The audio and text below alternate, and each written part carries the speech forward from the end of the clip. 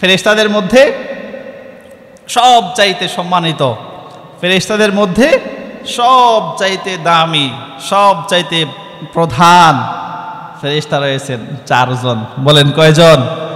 4 জন। এদের অনেকের নাম আমরা জানি, ছোটবেলায় মুখস্থ করেছিলাম। বলেন তো 4 জনের নাম কি? জিব্রাইল, মিকাইল, আজরাইল, ইসরাফিল। এই 4 জন ফেরেশতা হলেন কি? প্রধান। এই যে আল্লাহ তাআলা সব পরিচালনা করেন, এদের পিছনে প্রধান। আমাদের দেশে এখন ম্যাজিস্ট্রেটের ক্ষমতা এখন সেনাবাহিনী পেয়েছে, এখন রাষ্ট্র পরিচালনার পিছনে মোটামুটি ভূমিকা বেশি তাদের। তো এদের মধ্যে পর্যায়ে পর্যায়ে প্রধানরা আছে না, আল্লাহ তাআলা এই ফেরেশতাদেরকে দিয়ে সব পরিচালনা করেন। এদের মধ্যেও কি আছে? প্রধান আছে। এদের মধ্যে 1 নম্বর প্রধান হলো জিব্রাইল আলাইহিস সালাতু ওয়াস সালাম। জিব্রাইল ফেরেশতাদের প্রধান। জিব্রাইলের কাজ কি? জিব্রাইলের কাজ ছিল সকল নবীদের কাছে আল্লাহ তাআলার বাণীকে পৌঁছে দেয়া, সব রাসূলদের কাছে আল্লাহ তাআলার সহিফা কিতাব নিয়ে আসা। হযরত মুহাম্মদ সাল্লাল্লাহু আলাইহি ওয়াসাল্লামের কাছেও জিব্রাইল আলাইহিস সালাতু ওয়াস সালাম এই কোরআন নিয়ে এসেছেন।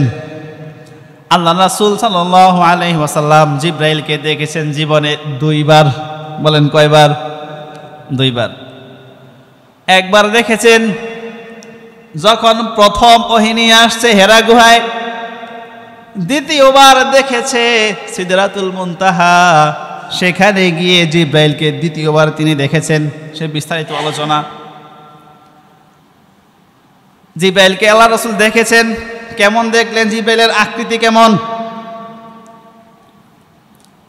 লেখা হয়েছে জিব্রাইলের আকৃতি, বলে 1 পা হলো জমিনে, মাথা হলো আকাশে। কত চওড়া! বলে ডান দিকে তাকালেও দেখা যায়, বাম দিকে তাকালেও দেখা যায়, শেষ কোথায় দেখা যায় না। সুবহানাল্লাহ। জিব্রাইলের 600 ডানা। বলেন কয়টা? 600।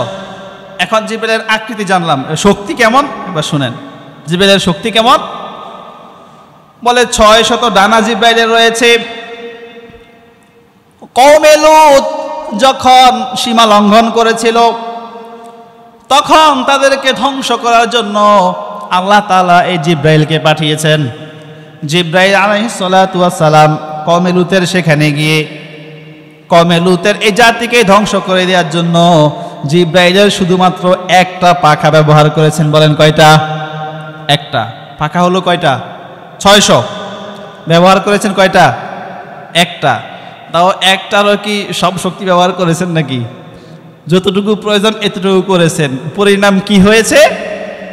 বলে সেই জাতি, সেই দেশকে, সেই অঞ্চলটুকুকে শুধু পাখা দিয়ে একটু ঘুরাইয়া দিয়েছেন, একেবারে পুরাটাকে উলুট করে মাটির তলদেশে নিয়ে গেছে। সুবহানাল্লাহ। এখনো তো সেখানে মানুষ ঘুরতে যায়, কি বলেন, যায় না? হ্যাঁ,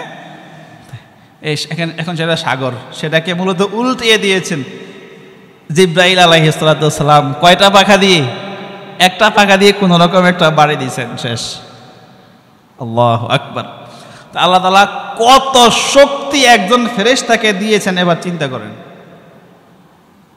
তাহলে এজন্যই তো যে একজন ফেরেশতার এত শক্তি, তাহলে এই কোটি কোটি ফেরেশতা, তাহলে সব কিছু করতে কি আল্লাহর মানে এটা কিসের সাথে তুলনা দিব? দেওয়ার মতো কিছু নাই।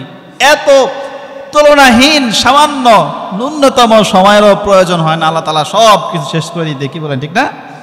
আল্লাহু আকবার।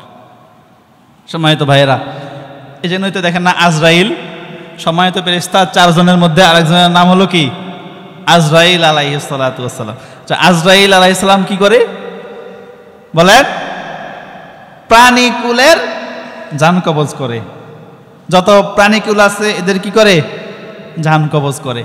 তো এবার ওই যে জিব্রাইলের ক্ষমতা কত বেশি, শক্তি কত বেশি আপনাদেরকে বললাম। তো এটার উপরে আন্দাজ করে বাকিগুলো চিন্তা করেন, সবগুলা বলতে তো আর অনেক টাইম।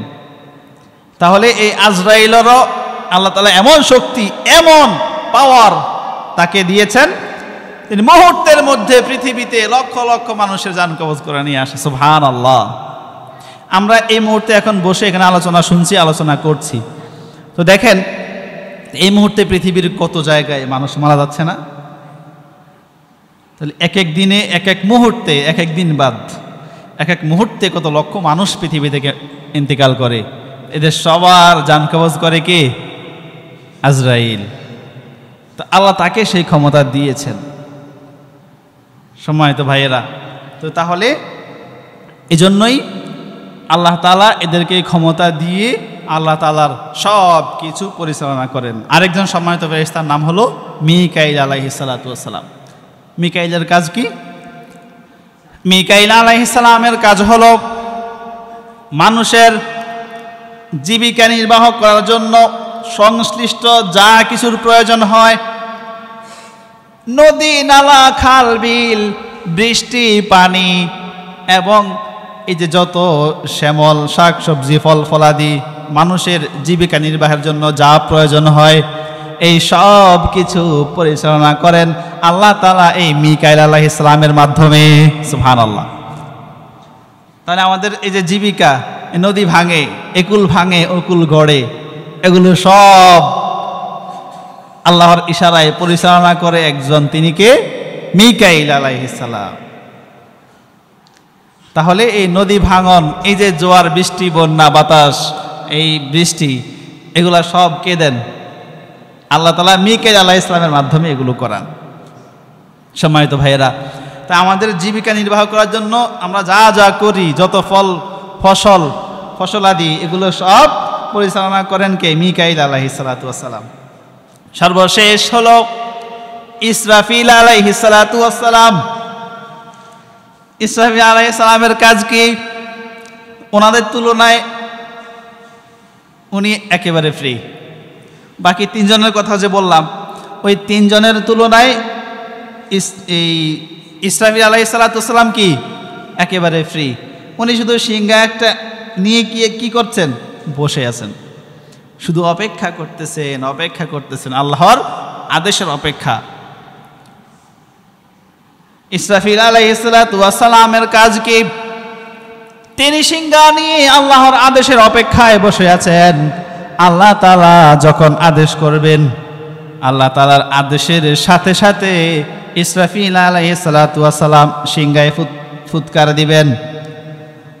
যখন তিনি প্রথমবার সিংহায় ফুৎকার দিবেন, কিয়ামত সংগঠিত হয়ে যাবে, আসমানগুলো ভেঙে পড়ে যাবে,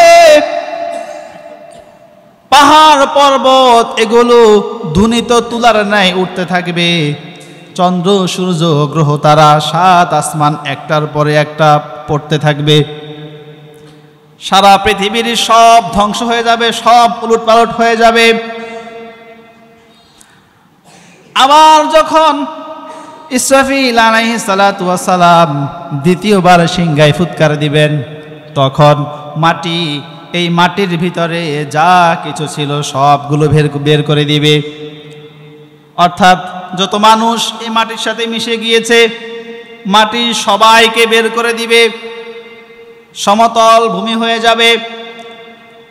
যখন তৃতীয়বার সিংহায় ফুৎকার দিবে ইসরাফিল আলাইহিস সালাম, সকল মানুষ দলে দলে হাসরের ময়দানের দিকে সমবেত হওয়া শুরু করে দিবে।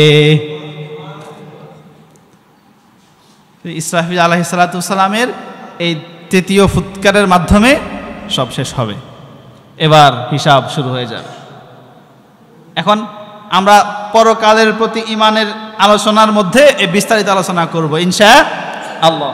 সম্মানিত ভাইরা, তাহলে এই হলো সম্মানিত ফেরেশতাগণ চারজন, এবং চারজনের কি কি কাজ এটা আমরা শুনলাম। এই ফেরেশতারা এমন এই কাজ করেন, এভাবে তারা আছেন, এটার প্রতি আমাদের ঈমান রাখতে হবে, তাহলে আমরা মুমিন হব।